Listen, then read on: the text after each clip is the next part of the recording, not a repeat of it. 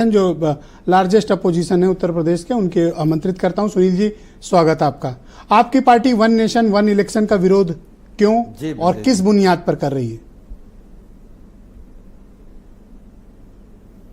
देखिए, one nation one election कहने में, सुनने में, बोलने में बहुत अच्छा लगता है और पूरी भारतीय जनता पार्टी को मैं आज सुन रहा हूं, कह रहे हैं कि पैसे की बचत होगी। सवाल ब्रजेश जी ये है कि इस देश में सस्ता लोकतंत्र आप चाहते हैं या अच्छा लोकतंत्र आप चाहते हैं? एक दूसरी बात, शायद वन नेशन वन इलेक्शन के बहाने ये देश तानाशाही की तरफ तो नहीं जा रहा है।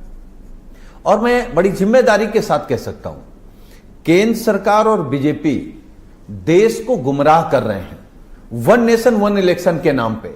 इनका वन नेशन और वन इलेक्शन बिल्कुल वैसे ही है जैसा नोटबंदी के समय बीजेपी के नेताओं ने, माननीय प्रधानमंत्री जी ने, इनके प्रवक्ताओं ने, इनके सारे लोगों ने बताया था कि देश में बदलाव आ जाएगा, भ्रष्टाचार खत्म हो जाएगा, आतंकवाद खत्म हो जाएगा। इसी तरीके से कृषि कानून याद करिए आप, और आप छोड़ दीजिए सब बातें। अभी महिला आरक्षण बिल पेंडिंग में है। ये दरअसल क्या है, भारतीय जनता पार्टी से केवल एक ही सवाल है। चलो, आप वन नेशन वन इलेक्शन की बात कर रहे हैं।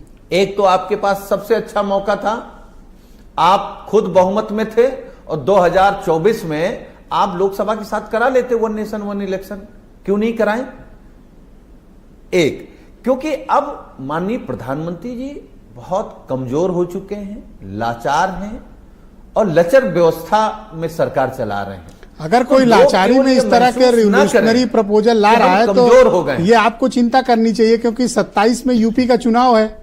मान लीजिए बीजेपी आती है या आपकी पार्टी आती है, तो जो भी सत्ता में रहेगा उसका तो गया काम लगा, वो तो 2 ही साल रह पाएगा।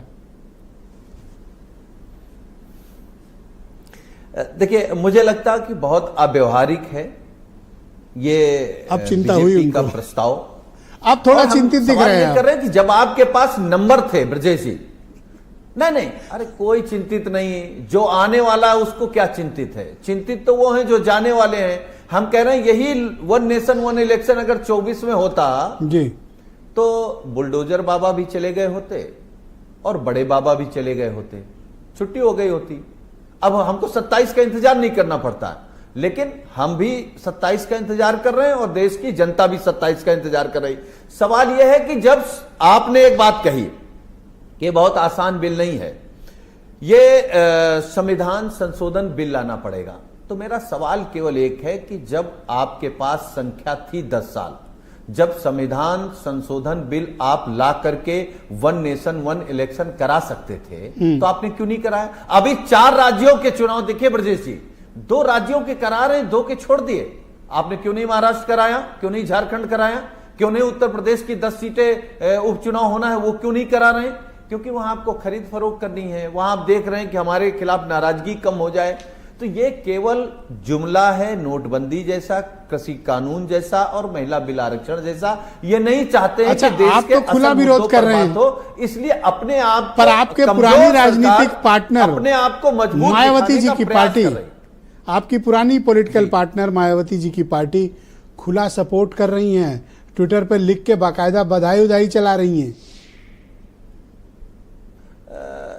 देखिए ब्रजेश जी, अब वो हमारी पार्टनर रही होंगी, लेकिन हम ये कह सकते हैं कि जो पीडीए है, जब हमारा गठबंधन हुआ था तो पीडीए के सारे लोग जुड़ गए थे।